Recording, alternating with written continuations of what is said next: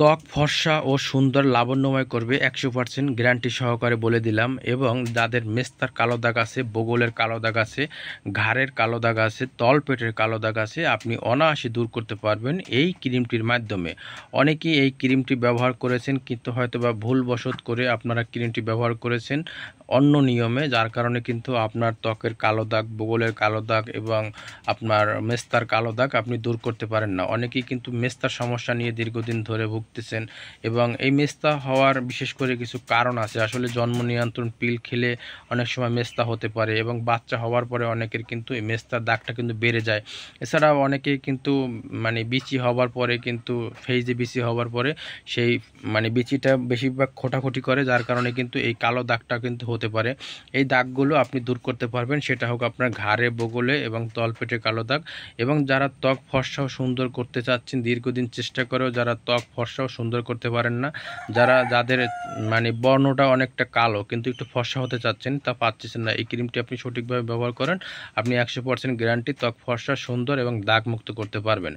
এই যারা ব্যবহার করতে পারবেন, বিশেষ করে ত্বকে যাদের মেস্তার সমস্যা আছে এবং মেস্তায় যাদের স্বল্প মাত্রা অথবা বেশি মাত্রায় রয়েছে, তারা এটি ব্যবহার করতে পারবে। অথবা মেস্তার কারণে যাদের স্কিন কালো হয়ে গেছে, তারাও এটি ব্যবহার করতে পারবেন।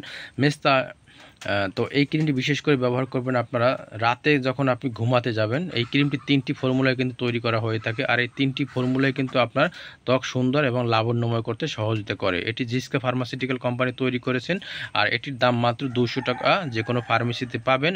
এটি ব্যবহারের নিয়মবিধি হলো, আপনি এই ক্রিমটি ব্যবহার করার পরে আপনি কখনো রোদ্রে যাবেন না এবং আগুনের কাছে যাবেন না, সূর্যের আলো থেকে একটু দূরে থাকবেন। আর বিশেষ করে এই ক্রিমটি ব্যবহার করবেন রোজ একবেলা, শুধুমাত্র রাতে ব্যবহার করবেন। আপনি রাতে ঘুমানোর আধা ঘন্টা আগে আপনি পানি দিয়ে অথবা কোনো সাবান, ক্ষয়ের জাতীয় কোনো সাবান আপনি ব্যবহার করবেন না।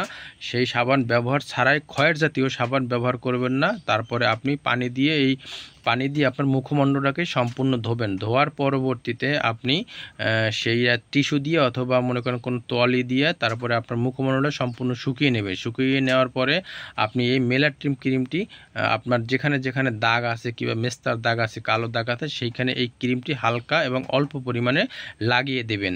অতিরিক্ত কিন্তু লাগান যাবে না। অতিরিক্ত যদি আপনি ব্যবহার করেন, সেক্ষেত্রে আপনার কিন্তু ত্বক লালচে হয়ে যেতে পারে, কালো দাগ হয়ে যেতে পারে এবং জ্বালা পোড়ার সৃষ্টি হতে পারে, এবং অ্যালার্জি পরিমাণটা কিন্তু বেড়ে যেতে পারে। তো এক্ষেত্রে অবশ্যই একটু সতর্কতার সহিত এই ক্রিমটি ব্যবহার করতে হবে। অনেকেই কিন্তু ভুলবশত এই ক্রিমটি দিনের বেলা ব্যবহার করেন, যার কারণে কিন্তু তাদের দাগগুলো কিন্তু যায় না এবং আপনার আরও মুখে বিচ্ছিরি দেখায়। তো এক্ষেত্রে অবশ্যই এই ক্রিমটি শুধুমাত্র রাত্রে ব্যবহার করবেন, যেভাবে নিয়মটা বলছি এইভাবে।